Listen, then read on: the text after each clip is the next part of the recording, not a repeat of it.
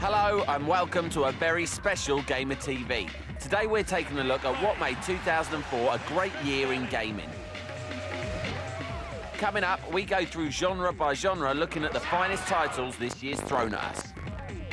We squeeze 365 days worth of events, competitions and new releases into two very special features. And we pick out our ultimate game of 2004. But right now, let's get the party started with a bullet and our favourite action games.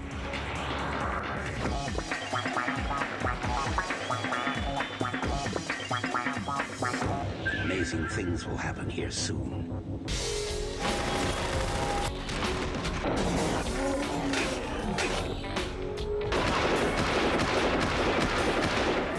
If 2004 is remembered for anything, it will be the seemingly endless reign of blood-soaked action titles. Here, if there was any doubt, are the heaviest hitters.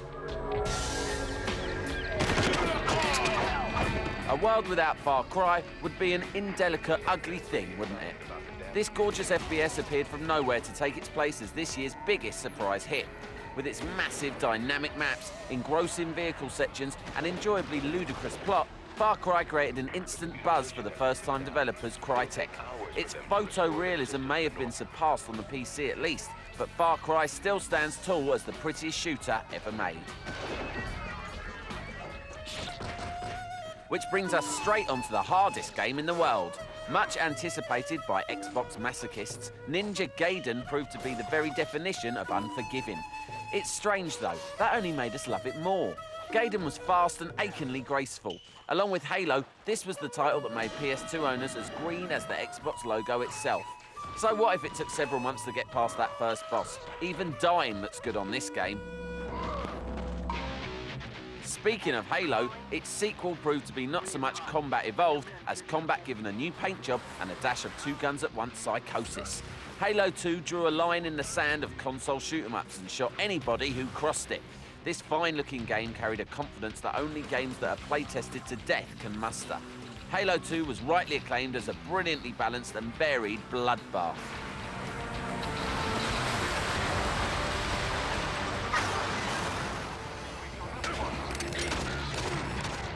Another sequel was, of course, Doom 3, a stunning atmospheric experience, or put simply, scary to the point of incontinence.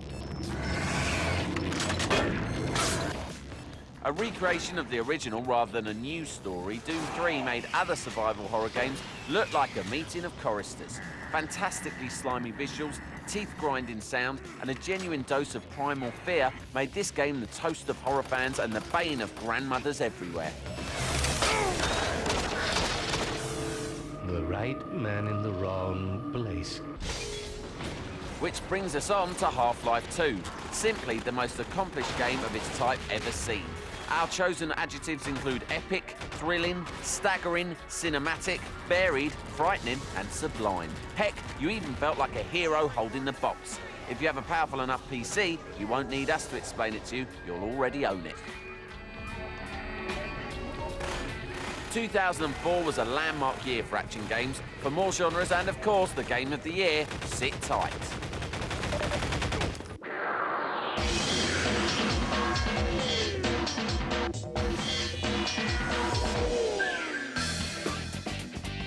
So here we are with 2005 about to hit us like a rocket-powered boxer. Surely it's time to put down our gamepads and rub our bruised eyes. Here's Gamer TV's look back at the year that was, quite literally, 2004.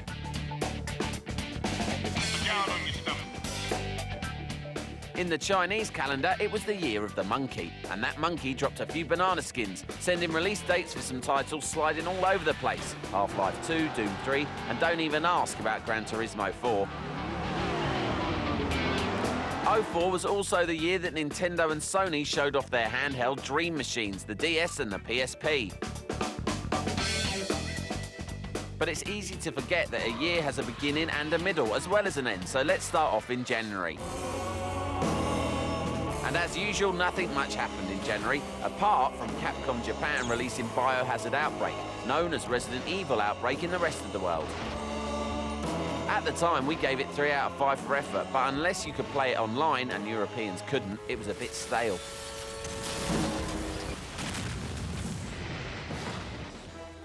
As the first shoots of spring started poking through, though, up popped another Bond game from Electronic Arts, Everything or Nothing. You'll have everything you desire. We desired a game as good as GoldenEye. Sadly, it wasn't to be, but unlike some critics, we quite enjoyed this mindless Bond actioner. The first excellent games of the year came with Ninja Gaiden and Far Cry, which we've already raved about. Spring madness set in when Xboxer Alexis Arguello decided to sue Electronic Arts. The publishing giants used Arguello's likeness in Knockout Kings without getting his okay, or should we say KO. And we had a good laugh at these models in Cannes who tried to persuade us that mobile technology could be a fashion statement. I think it's really the right time to start addressing this issue of personalizing the technology. And it isn't just about stuffing more and more into a mobile phone. In fact, it's more about exploding the mobile phone into pieces and letting people wear the parts. And you know we can stick the batteries, mate. E3, affectionately known as the Electronic Ego Explosion, takes place in May every year, and 2004 was no different. Except this time, we got an actual release date for Halo 2. So actual, in fact, that Xbox's head of marketing had it tattooed on his arm. Bet his mum wasn't pleased. Halo 2 aside, E3's standout games included a bunch of threes: Jak 3, Ratchet & Clank 3, and Metal Gear Solid 3. With the exception of the booth babes, the real stars of the show were the Nintendo Dual Screen, or DS, and PlayStation Portable, or PSP. Both were playable for the first time, and the queues to do so were immense. After all the hype of Los Angeles, we were reminded that not everything in the games business is an instant success. Galleon, the long-awaited title from Tomb Raider creator Toby Gard, was frankly rubbish and possibly the worst-looking game on the Xbox. But as they say, all good things must come to those who wait, and the second half of 2004 had some of the most spectacular releases of the decade. Keep watching to see if you've played them all.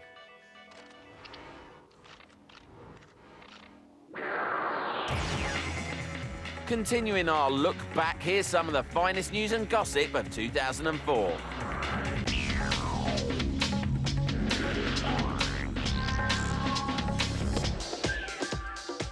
Rumour mills were in overdrive earlier this year with the news that Bill Gates was interested in buying Nintendo. The reliable source of the rumour was a German business magazine.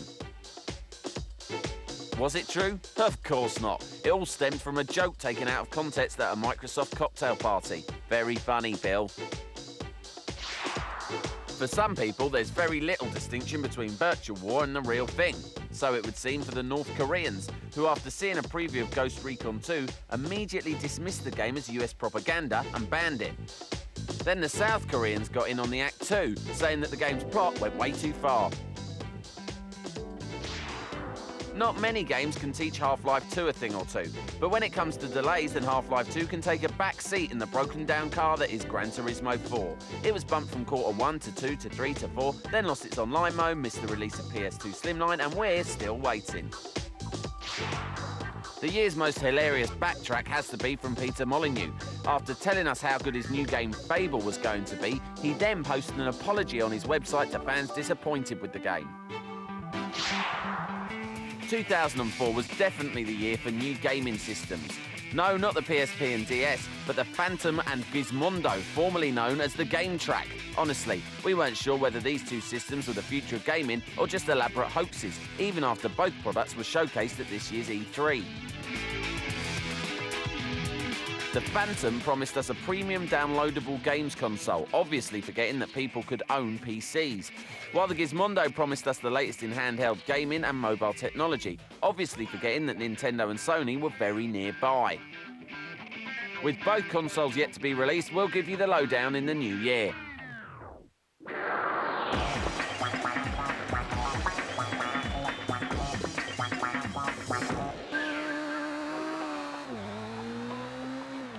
With trying to kill yourself in a car almost as popular as killing aliens with a gun, it's only fitting we should look at 2004's racers.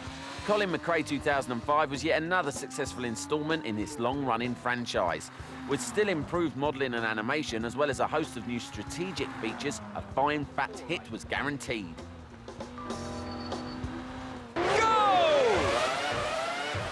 Formula One games are as old as the hills too, but Sony's latest was still as fresh as the breeze. With exotic locations such as Bahrain and Shanghai taking their place on the circuit, this polished racer managed to uphold a great tradition. Everything in the Bayview race scene goes through me. In Need for Speed Underground 2, tinkering was the word du jour. Cars were tweaked, then totaled on any number of stylish tracks. If you're very exacting about the kind of car you want to destroy, this is the game for you.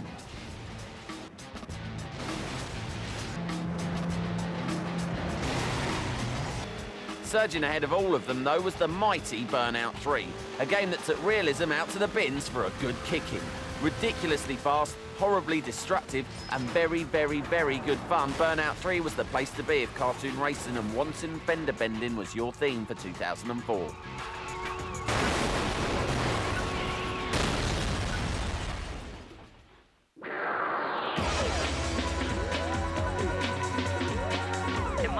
Still to come, our review of the year shifts up a gear as we move into summer and autumn. And we reveal our #1 game of 2004, so put down that remote and keep it here on Gamer TV.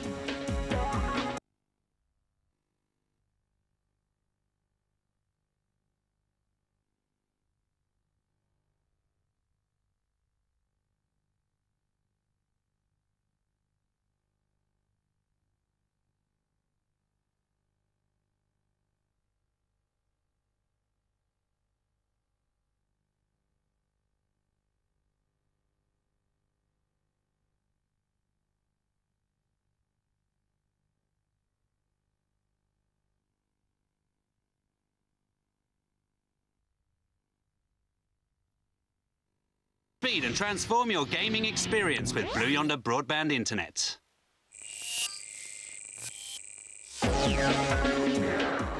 Welcome back to Gamer TV. Time for some jumping and puzzle solving.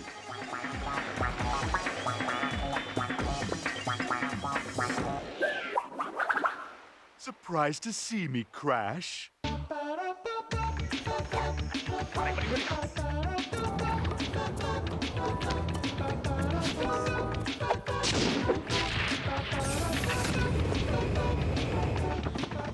In terms of the platform game, 2004 was undeniably Sequel City. There were some darn fine sequels, mind. Look at Sly 2, for example. A certifiable plot featuring a clockwork bird, some lovely cel-shaded visuals, and a wry sense of humour are welcome round ours anytime. It might be a lesser player, but here's the Sly 3 appearing very soon. This wasn't part of the plan!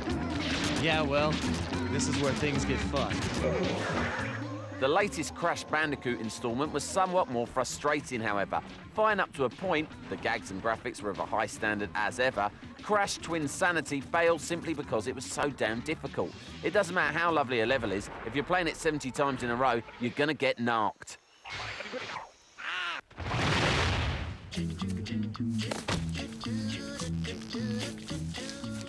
There'll be some debate about whether Jak 3 here even counts as a platform game.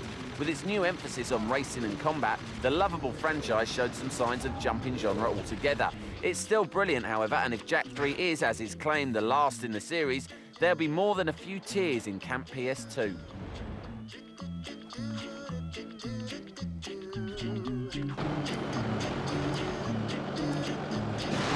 Ratchet & Clank 3 will cheer you up, though. Greetings, sir. We are here to help. All those with a gadget fetish were well served by this one. Never had we seen more ludicrous and more entertaining additions to an arsenal. Frenetic and at times downright hilarious, installment number 3 proved that sarcastic robots and potato-headed superheroes are invariably a good idea. And all of these brash cartoon platformers only made Prince of Persia 2 look more elegant by comparison. Not that it needed help. Warrior Within was a genuinely beautiful game with intricate puzzles and air-cutting combat mixed seamlessly together. Totally devoid of gimmick, this sequel reminded us all of what pure platform games look like and didn't need a clown's car or a rocket pack to do it.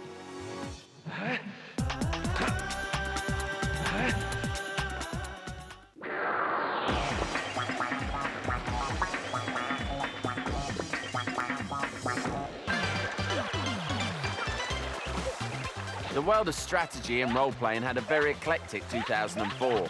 Paper Mario 2, for instance, was nobody's idea of a traditional click-filled adventure.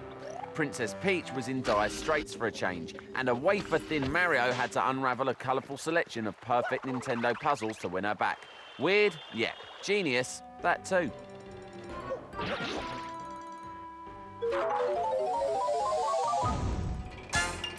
Roller Coaster Tycoon 3 set the popular series careering in a whole new direction.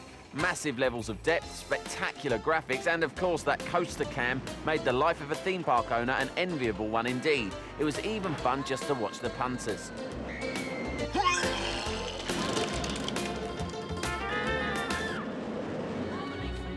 After all the hype, Fable proved a very brave disappointment. You filthy swine! I ought to chop them right off! Gaming veteran Peter Molyneux had created an astonishing and enthralling gaming world, but had forgotten to throw in a riveting game to go with it. It was definitely unique though, and we've no doubt that Molyneux will one day create the computerized world he so obviously craves. I feel safe with him around. 2004 finally brought us a sequel to The Sims, and as expected, the little computer people had undergone an extensive graphical overhaul. Not that the game itself suffered. Playing a game controlling people playing a game may be a bit odd for some, but for PC strategy fans, this was ambrosia. Rome Total War took a more traditional route, and triumphed. Certainly the most impressive strategy game of the year, Total War contained dizzying amounts of information, options and features, not to mention a historical backdrop of colossal proportions. Flaming pigs, massive armies, treachery, blood, they're all here. Enjoy.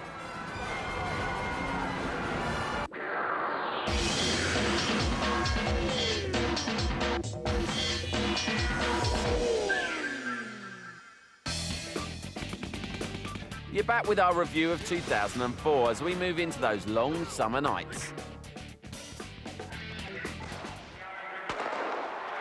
In the real world, the biggest event of the summer was the Olympic Games, and a sporting event wouldn't be worth the AstroTurf it's played on if Electronic Arts didn't bring out a video game with it. Athens 2004 looked amazing though, and while the gameplay was simplistic, it rattled along nicely, in a gamepad smashing sort of way. In July, Europe also saw the first of the major international esports events. The Electronic Sports World Cup brought in nearly 500 competitors from all over the world. They played for a total of $250,000 in prize money in football, first-person shooter and strategy games on PC and console.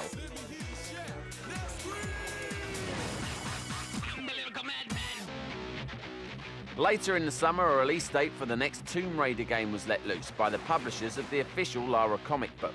Due mid-2005, Lara's original creator is back on board, along with new developers Crystal Dynamics. Let's hope they can make amends for Angel of Darkness. We'll keep you abreast of the situation as the new year develops.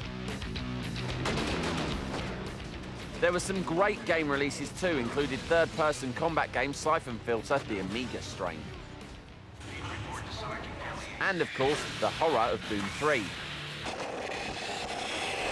The horror continued in September as Silent Hill 4 opened the floodgates for a rash of excellent games. Reinforcements are being depleted. Hot on its heels, the multiplayer fragfest that is Star Wars Battlefront caused a frenzy of Ewok slaughter. October kicked off with the World Cyber Games in San Francisco. Despite strong competition from South Korea and the USA, Holland eventually won the most medals to become overall champions. Towards the end of the month, GTA San Andreas hit the streets, living up to expectations with life-threatening gameplay and voiceovers by the likes of Samuel L. Jackson. Welcome home, Carl. Glad to be back. Meanwhile, over in Japan, the Tokyo Game Show was dominated by the PSP and the absence of Nintendo's DS. Other stuff we hadn't seen before included PS2 Flight Fest Ace Combat Unsung War. And Demento, a new horror game from Capcom that's definitely not Resident Evil, we've been assured, although it looks a lot like it. In November, all hell broke loose. Halo 2 was unleashed on a slavering Xbox audience who lapped it up and loved it, except maybe the ending. Nintendo released Metroid Prime 2 Echoes to a similar response. And PC fans were not let down by Half-Life 2. Coming for us next. 5 years in the making and the most incredible graphical achievement in video game history. And so it came to pass that the last of the truly big releases for the current generation of PlayStation, Xbox and GameCube hit the shelves in 2004, and the Nintendo DS and Sony PSP were launched in Japan and America. 2004 was a vintage year for video games. The question is, what comes next?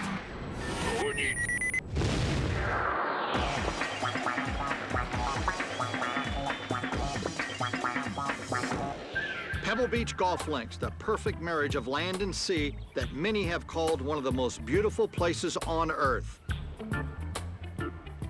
Some might say that sports had a quiet year on computers and consoles. Well, yes, we are talking about the latest editions of established franchises. Tiger Woods took to the green as usual, but he did have new features like enhanced character design and the ability to tamper with the course itself. They go with a run once again. Madden Football sprang back into action too. This year's outing brought the new hit stick feature, giving you unprecedented control over your hurtling meathead. This version also boasted smooth online play, should you ever meet someone who understands the rules. Number 2. FIFA had a strong 2005 offering. Like Madden, player control had been much refined and animation has also been tweaked in time for this year's season. However, in 2004 and perhaps forevermore, FIFA was doomed to be overshadowed by Konami's Pro Evolution Soccer. With Pro Evo 4's Xbox incarnation including a much prayed for Xbox Live mode, this immensely playable football game is likely to hold on to the sporting crown. Although this argument will continue to divide pixelated football fans, Pro Evo 4 remains a criminally stylish way of enjoying your game. With new runs and through balls, Pro Evo 4 is, well, pretty much perfect.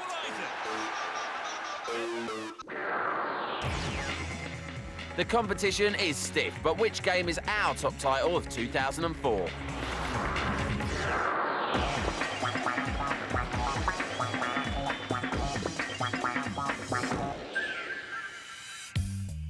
Well, you might have already guessed our number one game, as so far we've hardly mentioned it. Grand Theft Auto San Andreas took the gaming revolution that was Vice City and massively expanded upon it. Whereas previously you were confined to a single city, this time the entire West Coast is your morbid playground. That's 6 times the game. And what shadowy fun it all was. Homicide, street culture and music all colliding to form a genuinely populist hit that anybody can play, providing you're over 18, of course. San Andreas is not only a masterpiece, but the finest game available on Sony's aging little console. Controversial, yes, but much more than pure hype. San Andreas is the game that 2004 will be remembered for. Well, what more can we say? That's it for this Gamer TV. We'll see you next time. Hey, wait up. It's difficult. You want to drive? Yeah, for sure.